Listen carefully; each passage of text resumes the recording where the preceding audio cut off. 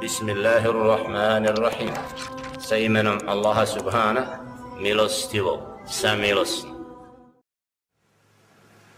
Najmo sad da nađemo imama, predvodnika džemata koji predvodi muslimane u namazu po prostorima Balkana, da je u stanju da njegovo lice orosi učeći Kur'an dok klanja za dinar i dirham u mihrabu.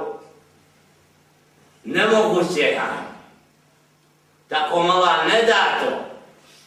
Jer je taj lažno uzeo Kur'an. Nije ga uzeo zato što osjeća veličinu stvoritelja koji mu je poslao to pismo. Allah zna da mnogim danas, kad bi poruka došla od običnog cara ili kralja ili čuvara ili čobana na telefon i da bude ispisana tekstom druga ko Kur'an, možda se ne bi zaustavio, sve bi čitao dok propadne sve da vidi šta je nutra. A da uzme neko Kur'an pa prouči za 2 dana, 3, sad uz Ramazan, od početka do kraja, pa opet se vrati, pa 10 puta proučio Kur'an do... Nije od čuda da se nađe među ovim robovima koji su prihvatili sunnet i ostavili bid'at, da počnu tako uz Ramazan svaka 3 dana prouče Kur'an kao što su radili drugovi Muhammed a.s. Jer ima oni koji će ga za dinar proučiti 30 puta jadno i ne iskreno, igrajući se za Kur'anom. Ima ljudi koji se igraju sa knjigom. Juče je hatme mrtvima svaki dan po jednu kad je 30 sam hatmi skinuo na Bajram.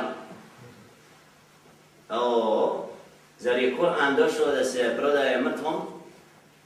Zar je Kur'an došao da bude pjesma opjevavana i nerazumijevana? La Allah.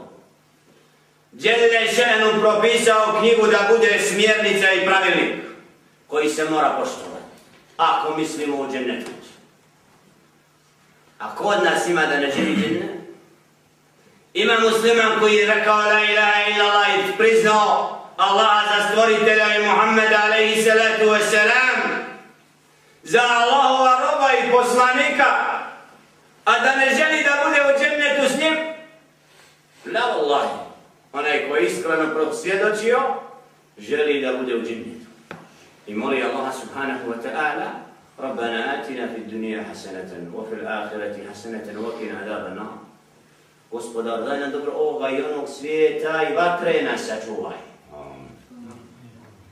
To je dova koju gotovo svaki musliman upućuje stvoritelju subhana, Gospodaru naš.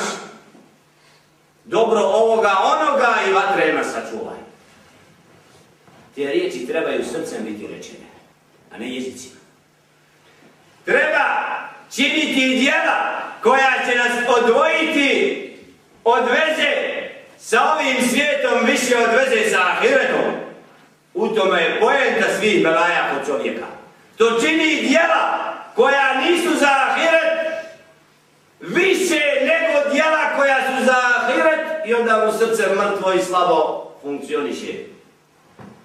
Zato je ovaj mjesec i ovi dani, trenuci, ko jedan tren je mjesec Ramazan. Kod normalni i odabrani.